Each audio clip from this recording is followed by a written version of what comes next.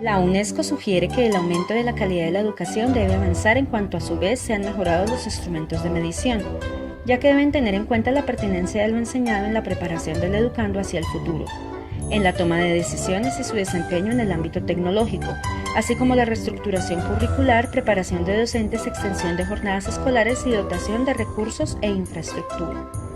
De manera que si de preparar a los educandos hacia los cambios que trae consigo la industria, la tecnología y la globalización se trata, la UNESCO promueve que la educación debe encargarse de alfabetizar funcionalmente a los usuarios de las nuevas tecnologías, quienes a su vez deberán dominar una lengua extranjera, por lo que para tal organización el conocimiento resulta igual de importante que para el Banco Mundial y más aún cuando este es un medio para el desarrollo de las naciones.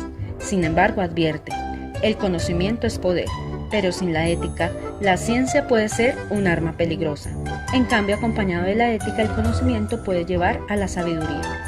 Por tanto, la UNESCO propone que para conseguir calidad en la educación se deben tener en cuenta las condiciones sociales, religiosas, políticas, sexuales e identidades colectivas que merecen inclusión, un trato igual y equitativo para edificar sociedades basadas en la paz y en la práctica democrática.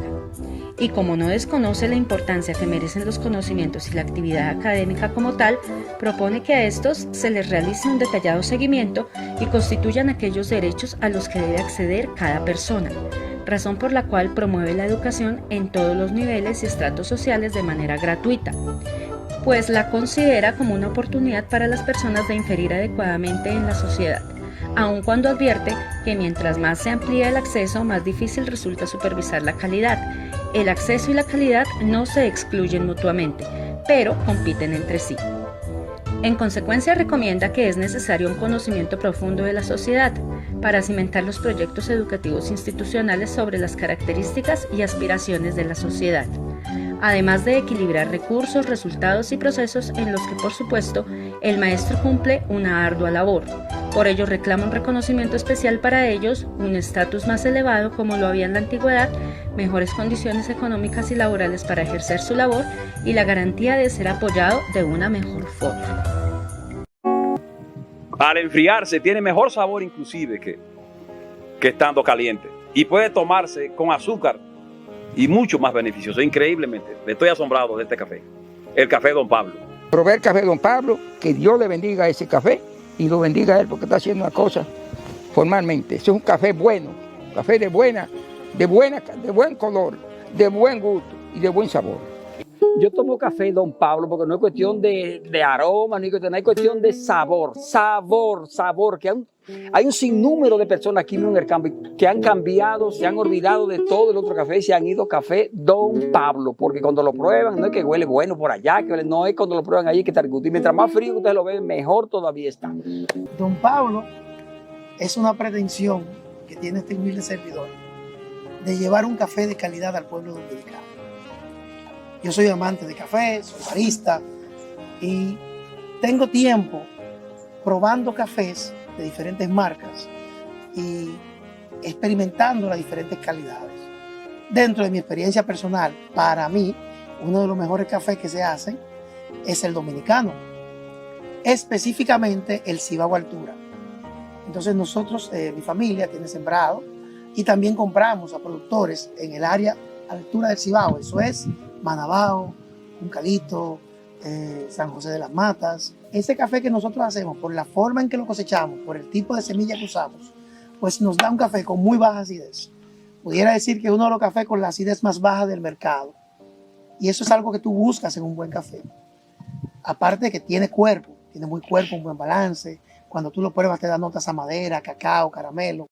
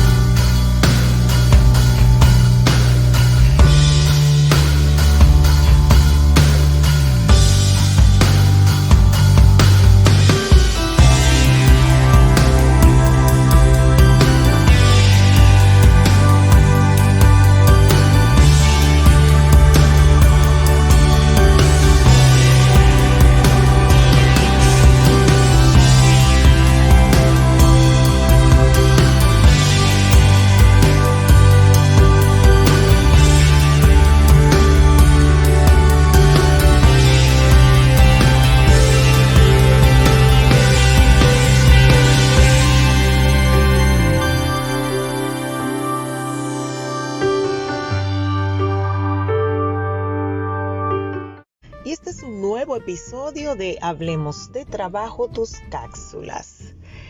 En nuestro país existe la Ley de Salarios que regula el pago de retribuciones a los servidores públicos. Es la Ley 105.13. Un estudio realizado por nuestro estimado cliente Participación Ciudadana ORG, se está midiendo cuáles son los avances de la aplicación de esa ley en todo el territorio nacional. Hay hallazgos súper interesantes, como que el 65% de la población de empleados públicos son mujeres. Existe una brecha increíblemente grande entre los salarios que perciben, así que cubre desde 4,000 hasta 600,000 pesos. Y esto es un nuevo episodio de Hablemos de Trabajo, tus cápsulas. El pasado 14 de julio, el presidente junto al ministro de Trabajo y a través del Comité de Salarios han anunciado dos importantes noticias a la nación. La primera fue el incremento de salarios mínimos para los trabajadores dominicanos. Esto ha generado mucha controversia entre diversos sectores y los economistas están divididos entre qué porcentaje representa el incremento aplicado. Lo que me quiero detener hoy es en el importante avance que representa la reclasificación de empresas, que fue el segundo punto anunciado. Veamos. Han tomado el sector microempresa, que es el más grande del país y el mayor empleador, y la han subdividido en 4 grandes grupos. Veamos. Ahora tenemos microempresas de subsistencias que tienen entre 1 y 2 trabajadores y ventas brutas anuales de 683,900 pesos. Empresas MIPYMES de acumulación con entre 2 a 10 trabajadores con ventas de hasta 9,118,990 pesos. Pequeña empresa con entre 11 y 50 empleados que vende anualmente 61,553,187 pesos. Y mediana empresa que posee entre 51 y 150 trabajadores con ventas brutas anualizadas de 230,254,516 pesos. Si tengo una MIPYME, ¿qué se considera, qué se toma en consideración para saber qué escala salarial me corresponde? Bueno, entre esos dos indicadores, es decir, el número de trabajadores o las ventas anualizadas, el ministerio ha dispuesto que se tome el mayor. Es decir, que voy a verificar en qué monto están mis ventas brutas anuales o el número de trabajadores que poseo y puedo definitivamente identificar qué tipo de empresa poseo. Y con esta presentación damos inicio a una entrega más de su programa Mujer Productiva Radio. Como cada viernes a las 6 de la tarde, estamos presentándonos a través de la plataforma de unicaradio.net. También nos pueden seguir a través de Facebook Live y a través de las plataformas de Mujer Productiva Radio. Muchísimas gracias a todos los que, como siempre, se conectan con nosotros y esperan esta entrega. Les recordamos que estamos en el mes aniversario de Agrupa. Y vamos a cerrar este mes de agosto hablando de un tema muy importante, muy relevante y que a todos nosotros nos afecta. Algunos de buena forma, otros de mala forma. Pero vamos a estar hablando del salario. Vamos a estar hablando de estas regulaciones, del aumento salarial, a cómo nos afecta a uno, como a otros no. Pero nada, estamos aquí como cada viernes, 6 de la tarde. Bienvenida, Nelly Sánchez. Muchísimas gracias, compañera y amiga Jacqueline Zorrilla. Estamos celebrando la gran cantidad de personas que nos han estado escribiendo y han tenido varias reuniones con nosotras que nos han dejado sumamente emocionadas. Sí decimos que queremos llevarle un programa de calidad. Sí nos esforzamos por hacerlo, pero a veces nos sorprenden las muestras de cariño y de alcance que hemos estado recibiendo de los temas que hemos tratado en el programa, sobre todo cuando ellos los ven reflejados luego en los medios escritos y nos dicen, pero ustedes lo estuvieron hablando primero, y nosotros decimos, sí, es verdad. Si llega la información y nosotros podemos contribuir con nuestro granito de arena, definitivamente vamos a estar felices. Hoy, celebrando el aniversario de Agrupa, vamos a estar cerrando con broche de oro por una actividad puntual. Y cuando decimos puntual, decimos que el país entero está pendiente de ella, porque es un tema de mucha relevancia. Cada vez que se toca es un tema que levanta pasiones. Algunas positivas, algo no tan positiva. Hoy tenemos dos expertos para tratar el tema. Tenemos a Indiana Tamare, la CEO de Agrupa, Transformare, y que va a estar con un invitado muy especial, el señor Antonio Siriaco Cruz. Bienvenido a nuestro programa. Nosotros agradecemos enormemente que usted haya tomado de su tiempo para poder compartir con nuestra teleaudiencia de un tema tan importante. Un breve resumen rápido para ponerlo en contexto. Antonio Siriaco Cruz es actualmente el vicedecano de la Facultad de Ciencias Económicas y Sociales de la Universidad Autónoma de Santo Domingo, UAS, con una trayectoria profesional muy amplia porque estudió economía en la Universidad Autónoma de Santo Domingo. Tiene una maestría también por el Colegio de Posgrado de México. Hizo su doctorado en economía en la Universidad Autónoma de Madrid, UAM. Él dirigió previamente la Escuela de Economía del Instituto de Investigaciones Socioeconómicas de la UAS y ahora en su posición de vicedecano, que ya tiene un tiempo ejecutándolo, ejerciéndolo, viene con la oportunidad de compartir conocimiento, porque él, además de un profesional, es un educador de larga data. Bienvenido a nuestro programa. Indiana, estos micrófonos, señor Antonio, son suyos. Bueno, muy buenas tardes. Nosotros queremos, antes de darle la palabra al profesor, agradecer la plataforma de Mujer Productiva Radio que nos ha permitido durante todo el mes de agosto, con 4 interesantes conversatorios, celebrar el 30 aniversario de Agrupa, incluso con el lanzamiento de nuestra nueva página web. Hoy traemos un tema que está justo sobre el tapete. Hoy mismo se han tomado medidas. Como muy bien dice Nelis, un tema que genera muchas ansiedades. Todavía en los países en vía de desarrollo, el salario constituye un aliciente primordial para lo que es la vida de nuestros trabajadores. Y hemos querido traer a alguien que tenga el dominio perfectamente al nivel que requiere este conversatorio. Así que queremos agradecer a nuestro guasdiano, el señor Antonio Siriaco, vicedecano de Economía. Como guasdiana me siento sumamente orgullosa de su presencia aquí y de que él haya aceptado venir a conversar con nosotras y todos ustedes de este tema. Así que sea bienvenido tanto por Mujer Productiva Radio como por Agrupa, maestro. Adelante. Gracias. Bien, para mí, maestra Indiana, Nelis, Jacqueline, es un placer estar con ustedes básicamente en su programa, en esta plataforma de este grupo Agrupa, ¿no? Y que nada, estamos siempre a la disposición en estos tipos de menesteres. Básicamente cuando se trata de un grupo como ustedes que ha venido, como dicen, forjando, abriendo espacio en un contexto evidentemente interesante donde se han posicionado como agrupación empresarial y es obvio que ya son grupos reconocidos en ese sentido. Enhorabuena y gracias por la invitación. A usted. Bueno, pues a pesar de que el tema de salario tenía varios años en la mesa de discusión del Comité de Salario, el sector empresarial y sindical, y todos nuestros trabajadores a la expectativa, en el 2019 se tomó una medida. Entonces, por favor, explíquenos qué es lo que ha sucedido en el mes de julio, porque se dieron como se mataron como 2 pájaros de un solo tiro.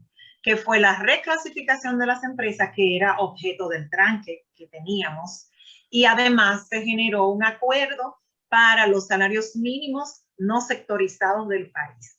Explíquenos, por favor, cómo se come eso, en qué ha beneficiado, en qué ha perjudicado, y también ha habido algunos bemoles de esa aplicación. Adelante. Bien, Indira, hay que hacer un breve recuento para que el público que nos escucha entienda.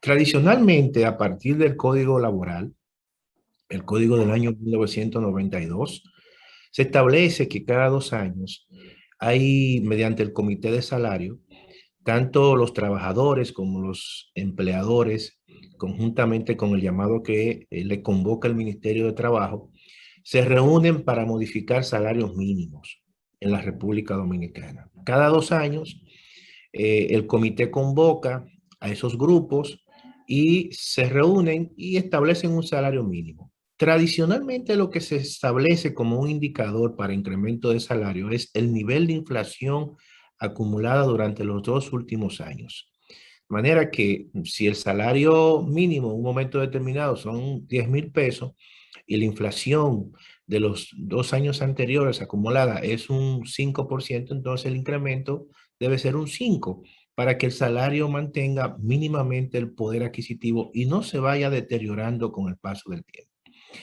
Claro, el Ministerio de Trabajo utilizaba una clasificación hasta la nueva clasificación, que era la clasificación tradicional. Por ejemplo, una empresa grande en ese momento para el Ministerio de Trabajo era aquella que tenía activos o inventarios que estaban por encima de los 4 millones de pesos.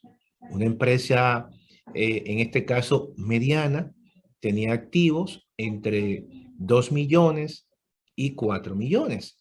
Y una empresa pequeña era aquella que tenía activo por debajo de los 2 millones de pesos. No existía la clasificación de las microempresas. Ha pasado mucho tiempo, la economía dominicana ha venido mejorando, las empresas han venido fortaleciéndose de una forma u otra. A pesar de que el tejido empresarial en la República Dominicana en casi un 95% son MIPYMES, pero en la medida que la economía se fortalece, también el tejido empresarial se va fortaleciendo. Y evidentemente ya esa clasificación tradicional se hace obsoleta, porque cualquier empresa pequeñita hoy en día tiene activos que son de 4 millones y más. Por lo tanto, si uno se llevaba de la clasificación anterior, una empresa básicamente grande ya sobrepasaba la cantidad de activos. Y de manera tal, esa clasificación tradicional del Ministerio de Trabajo no representaba el avance de la economía dominicana, ni mucho menos la expansión de las empresas y el fortalecimiento de las empresas. Entonces, en el año 2008, se hace a partir de la ley, creo que 488, se incorpora una nueva clasificación, una reclasificación de las MIPYMES, donde se incorpora evidentemente también la microempresa.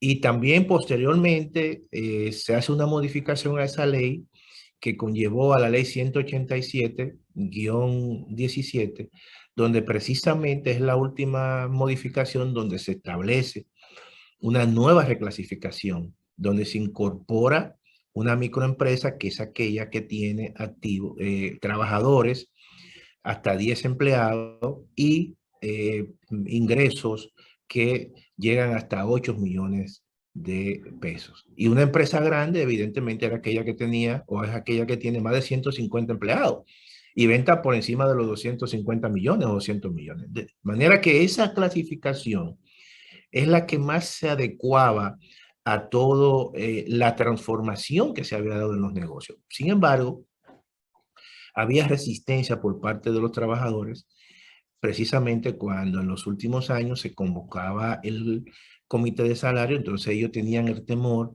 de que en realidad las empresas grandes tuviesen una reclasificación hacia la baja. Y es normal.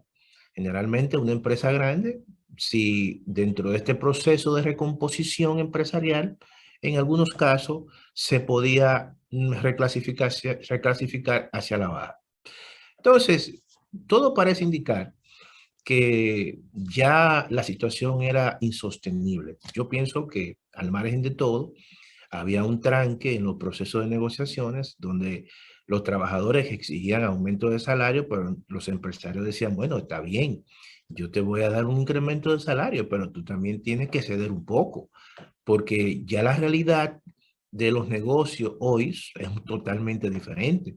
Una empresa pequeña no es verdad que ya tiene activo por menos de 2 millones de pesos, no, todo lo contrario, una empresa pequeña está mucho más fuerte.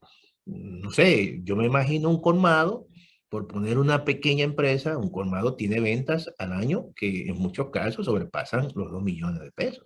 Cuando se trata de colmados, incluso, estoy poniendo ese ejemplo, hay otro tipo de empresas que son mucho más, vamos a decir, representativas.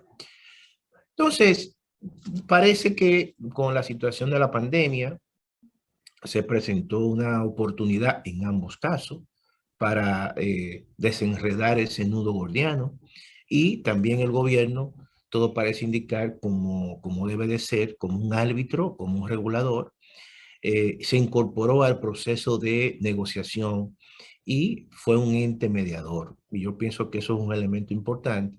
Convenció a un sector importante de los trabajadores para que pudiesen ceder, pero a cambio de eso también hubo incrementos, un porcentaje importante, vamos a decir, en términos de incrementos al salario mínimo. Porque hay que decir que en la República Dominicana también hay un otro elemento que es distorsionante, que hay muchos salarios mínimos. Eso no existe en otros países. Aquí básicamente hay alrededor de 13 o 14 salarios mínimos. Lo que estamos hablando, que lo que se negocia en el comité de salario es el salario mínimo no sectorizado. Es decir, aquí no entran las zonas francas porque ellos establecen su propio salario mínimo. Aquí no entra el sector turismo porque se establece también un salario mínimo para el sector turismo, o para el sector de la construcción, o para el caso del sector, por ejemplo, agropecuario, que se paga por jornada diaria.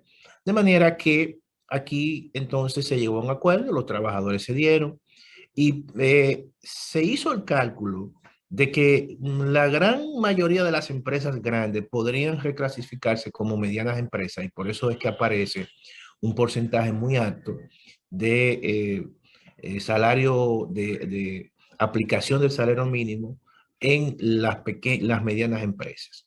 Ahora, no sabemos con certeza cuál sería al final todo este proceso de recomposición.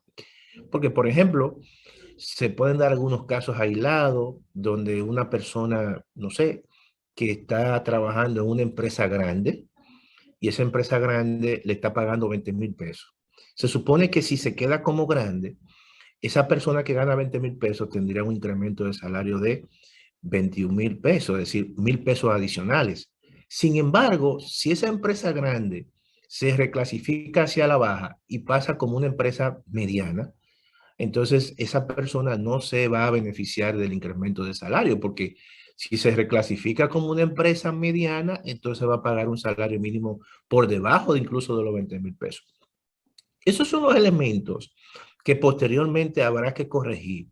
Entonces yo lo que pienso que en esta situación de ajuste, los empresarios, las empresas estarán conscientes de las situaciones que se les pueden presentar e internamente deberían corregir esos efectos. Lo importante de todo esto es que hubo un acuerdo.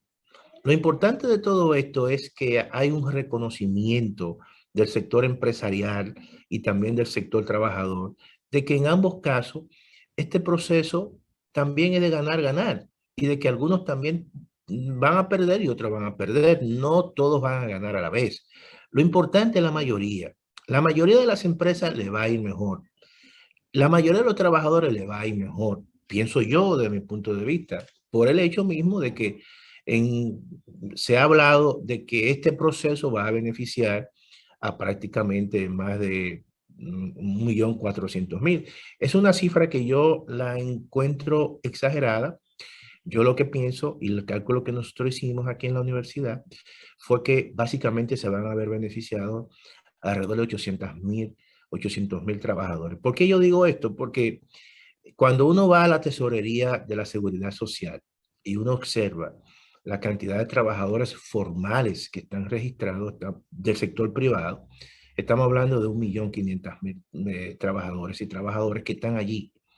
Entonces, obviamente, aquellos que se van a beneficiar son aquellos que ganan entre menos de 5,000 pesos, entre 5,000 y 10,000 pesos, y una franja que está entre 10,000 y 30,000 pesos, como ellos lo han reclasificado. Ahí nosotros hemos hecho un cálculo de que alrededor de casi 800,000 personas se van a beneficiar, que es un porcentaje que está por encima del promedio del número de trabajadores que está en el sector privado.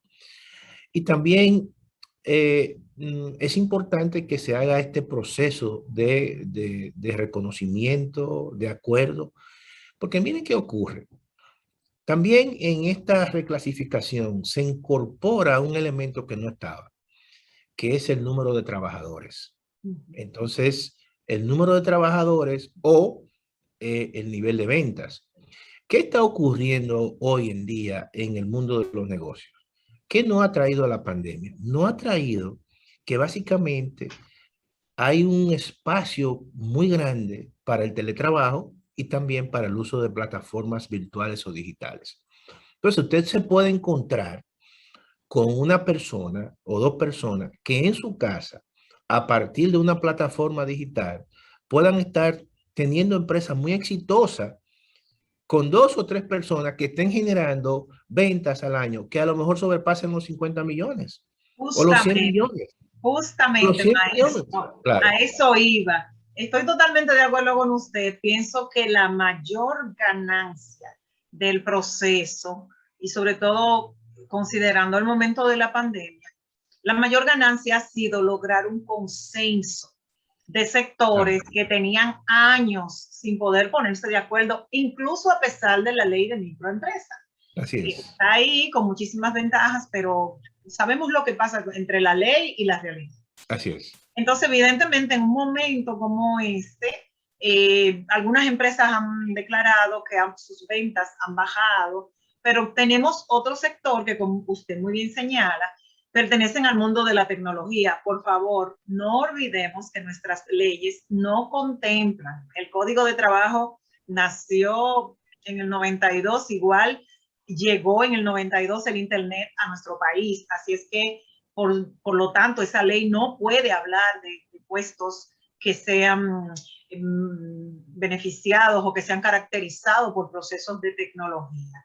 Entonces, ¿qué ha hecho la tecnología? Que muchísimas empresas con pocas personas generen una cantidad de recursos en ventas que perfectamente se veían reflejados en el pago de salarios. Pero asimismo, tenemos también otras empresas que, aunque tienen mayores empleados, se han visto golpeados por el momento económico que vive el mundo. Desde mi punto de vista, creo que es un gran alivio el acuerdo, pero igual hay que repensar más, hay que estudiar más el tejido nuestro tejido empresarial, para poder ser tan abarcadores de cómo el mercado productivo nacional ha cambiado y reflejar eso en todas nuestras normativas. Es una tremenda tarea que tenemos por delante.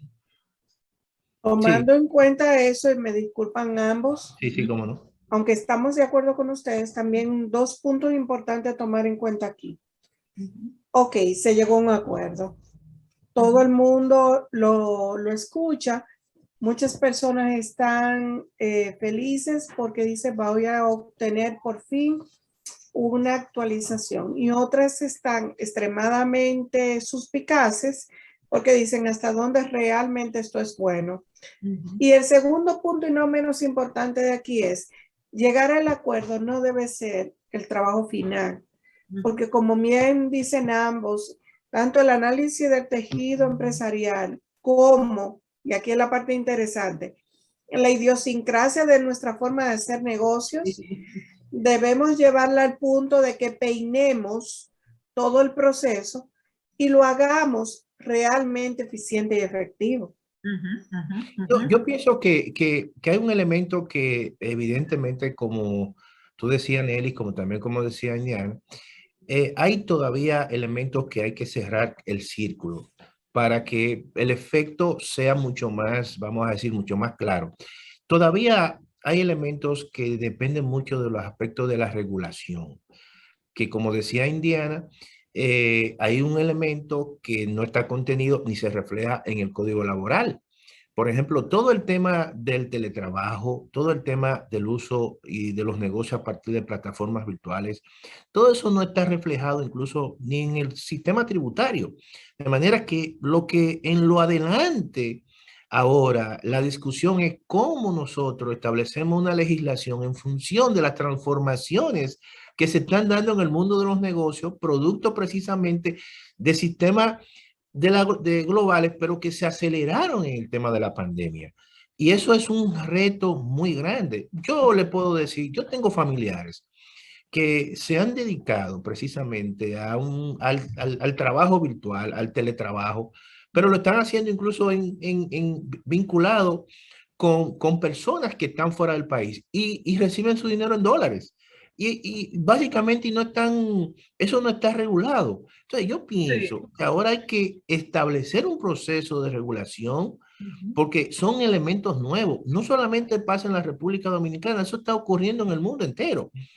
En el mundo entero, yo estaba viendo unas estadísticas, por ejemplo, de Walmart, y Walmart decía que sus ventas, creo que en un departamento de tiendas, algo así, las ventas, por ejemplo, de ropas, como decimos, de la cintura hacia arriba, se habían incrementado. ¿Por qué? Porque todos nosotros estamos usando plataformas digitales y lo que nos vemos sencillamente es la cara o nos vemos parte de, pero y El los torso, pantalones, maestro, el claro, torso. el torso y los pantalones, nada de eso, eso bajó las ventas bajaron.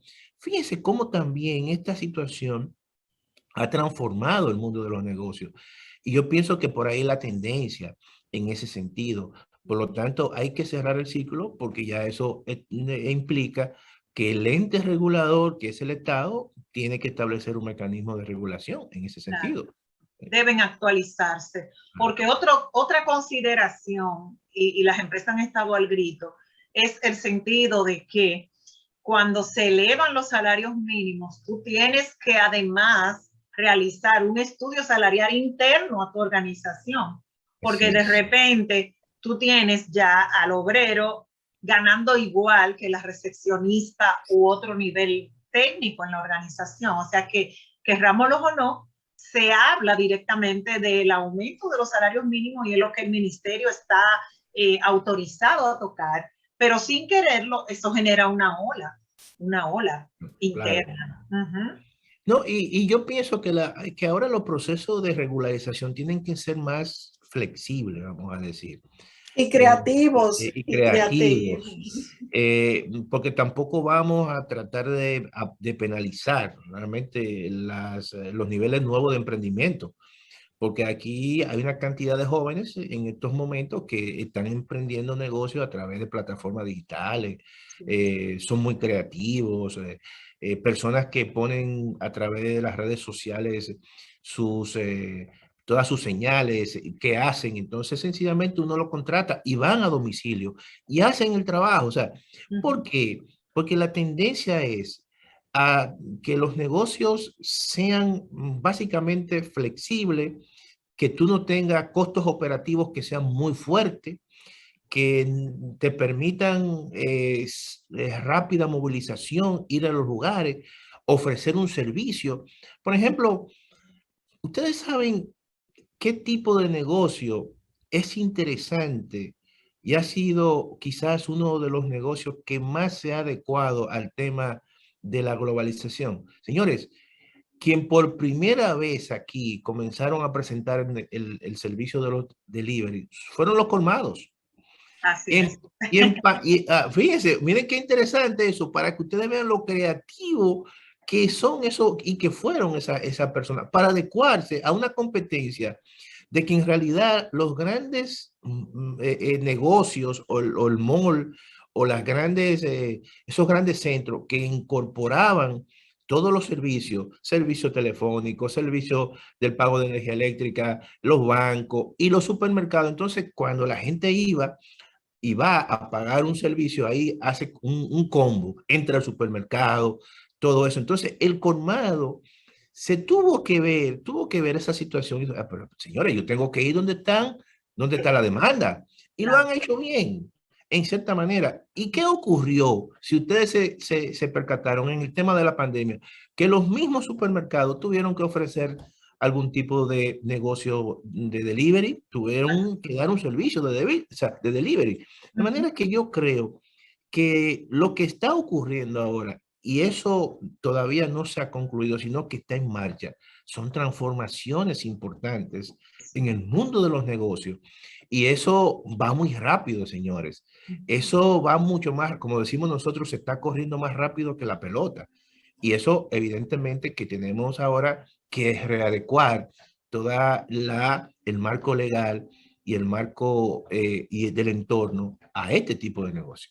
Así es, también hay que resaltar que con todo y nuestro pesar y nuestra quejadumbre, realmente la República Dominicana ha tomado decisiones muy interesantes y digamos un poco adelante de otros países latinoamericanos. O sea que nosotros no somos los que estamos peor con relación a lo que es el mundo del trabajo y sobre todo con los niveles de respuesta hacia la pandemia. Hay que recordar que a marzo 18 del 2020 nuestras leyes estaban como en otra etapa de la historia, pero evidentemente que muchas de las medidas que se han tomado han ido como acomodando la carga de la crisis de la pandemia y eso hay que reconocerlo. Y hay que reconocer, Indiana, que incluso fue tan rápido que el mismo Ministerio de Trabajo tuvo que hacer un reglamento de teletrabajo. Yo no sé si ustedes lo han leído, pero tuvo que hacer un reglamento, porque es que la dinámica fue muy rápida, entonces había que buscar y tener una respuesta a esa situación. Y eso es bueno, porque eso en cierta manera dice mucho de las autoridades que deben ser obviamente reguladoras y que deben de estar siempre presentes y atentos a este tipo de cambios que se dan hay que monitorear. El mundo del trabajo es muy dinámico y no se puede dejar solo. Es un bebé recién nacido que hay que monitorear permanentemente. Por ejemplo, ahora, a través de Mujer Productiva Radio y Agrupa, les solicita a nuestro cuerpo de legisladores que se pongan de acuerdo con la ley de teletrabajo. Hay 4 modelos, 4 anteproyectos corriendo al mismo tiempo. Así es. Una falta de previsión y de organización interna. Creen una comisión, pónganse de acuerdo, inviten a los actores, por favor, que saben del tema y hagamos una ley de teletrabajo robusta que represente, que se adecue a la realidad. O mejor aún, tomemos los temas de teletrabajo e incluyámoslos en la ley laboral, aprovechando para actualizar el Código de Trabajo.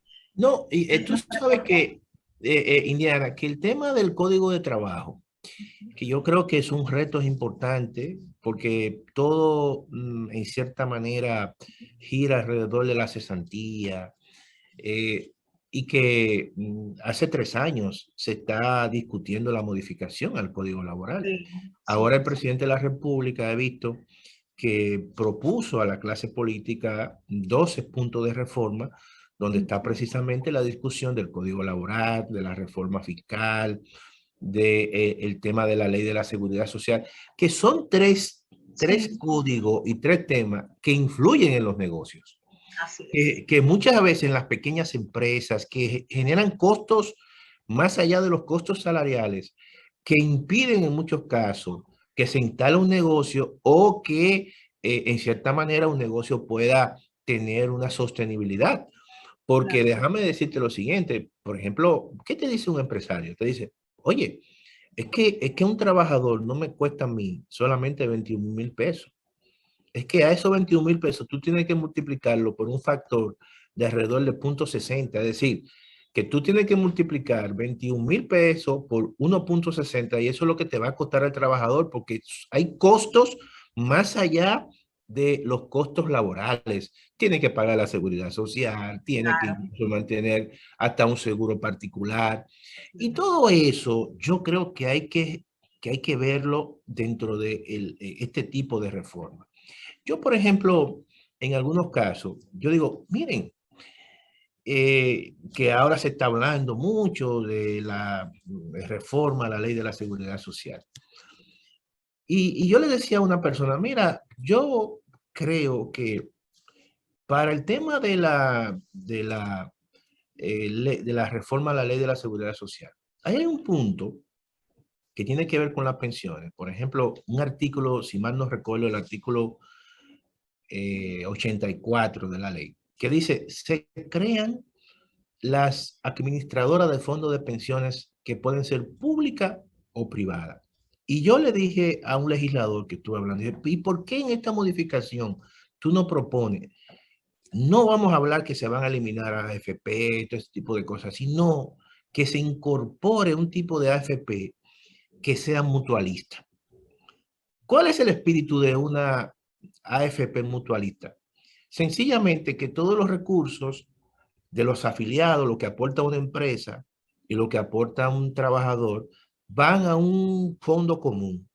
Alguien, ¿verdad?, le maneja esos fondos que puede básicamente pagarle bien a un grupo de personas, y las ganancias que se generan puede generar un fondo, que esos fondos puedan servir para pagar pasivos laborales de la misma empresa.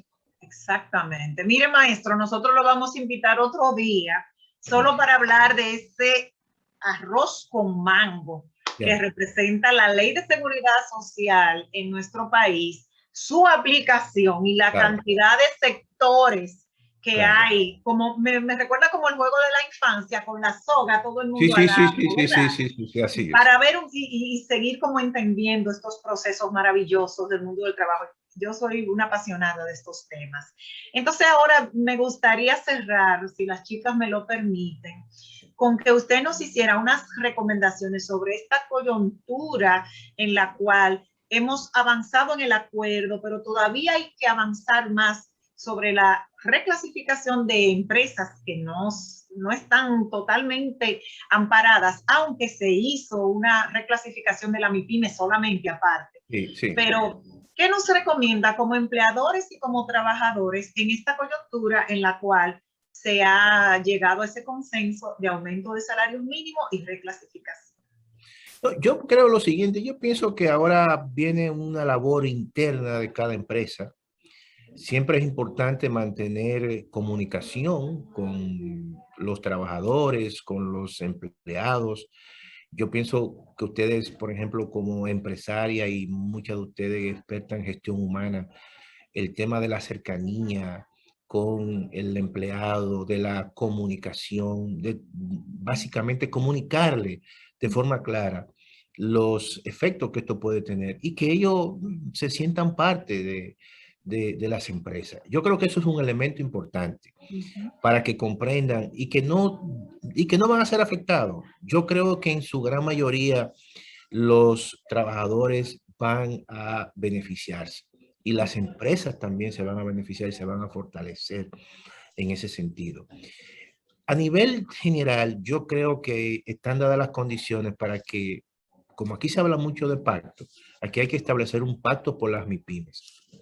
Y ojalá que sea así. Y miren, y eso es muy importante, porque hay que reconocer que las MIPYMES, las pequeñas, las microempresas, son la gran mayoría, necesitan más financiamiento, necesitan más apoyo y en cierta manera necesitan un sistema tributario que sea amigable a las empresas. Yo creo que eso le va a permitir evitar la informalidad en muchos casos. Yo creo incluso de que aquí una pequeña empresa no puede pagar una tasa corporativa como una gran empresa. Yo pienso que debe haber un tratamiento especial. Al margen de esto, obviamente, porque el tema de la reclasificación, yo creo que ya es un tema que se ha asimilado y que verdaderamente lo que hay que esperar es todo el proceso de reacomodamiento de algunas empresas y ese proceso de reacomodamiento tiene que estar siempre siendo comunicado a aquellos sectores que son internos, que son los empleados, que es lo que están alrededor básicamente de cada empresa. Yo creo que esa es la clave. La clave es la comunicación, la clave es la cercanía y la clave es mantener siempre la armonía al interior de la organización. Las organizaciones que son armoniosas, las organizaciones que son creativas, las organizaciones que siempre están a la vanguardia en materia de verse y ver su entorno, son aquellas que persisten. Y ante todo, siempre recuerdo un libro que dice por qué las 20 empresas más importantes del mundo son las más importantes. Y la respuesta es que nunca se desenfocaron de su misión. Eso es muy importante. Excelente. No desenfocarse de la misión. Profe, muchísimas gracias. Yo pudiera agregar. Gracias. Es magnífico el espectro que usted nos deja, el sabor que nos deja esta tarde. Y yo solamente quisiera agregar a nuestros colegas en las organizaciones que se acerquen al ministerio para un poco ayudar a esa comunicación que usted nos recomienda. Se acerquen al ministerio, ellos están muy prestos a explicarnos todo este proceso, a acompañarlos en la implementación. Si también hay dificultad para la comunicación, soliciten que les emitan una certificación del tipo de empresa que son ustedes. Y con esa evidencia, ustedes van a poder hablar el español más claro con todos nuestros trabajadores. Gracias, chicas. Bueno. Definitivamente. Muchísimas gracias a ustedes por compartir conocimientos, por venir a edificarnos sobre un tema que es un cordón vivo. Así es. Que estamos retroalimentándonos constantemente y que queremos seguir aprendiendo, porque al final de cuentas, mientras más limpio esté, mientras más efectivos seamos, es mejor para toda nuestra sociedad. Yo entiendo que sí, muchísimas gracias. Gracias por acompañarnos en esta tarde. Gracias a todos los que estuvieron conectados a través de la plataforma de unicasradio.net y a los que estuvieron conectados a través de la plataforma de Mujer Productiva Radio. Muchísimas gracias, profesor Antonio Siriacos Cruz, vicedecano de la Facultad de Ciencias Económicas y Sociales de nuestra Universidad Autónoma de Santo Domingo. Muchísimas gracias, Indiana. Gracias por todo lo que ha sido este maravilloso mes de tanta información, de tanta retroalimentación y de tantos invitados importantes que estuvieron presentes durante todo este mes dejándonos informaciones de calidad. Muchísimas gracias. Gracias a ustedes, gracias por acogernos, gracias en nombre de Agrupa, Transformare y Coproin. Muy amable. Bueno, muchas gracias a todas. Bueno, gracias a feliz todos tarde. Y feliz tarde a todos. Bye. Hasta la próxima semana. Gracias, chao. Bye.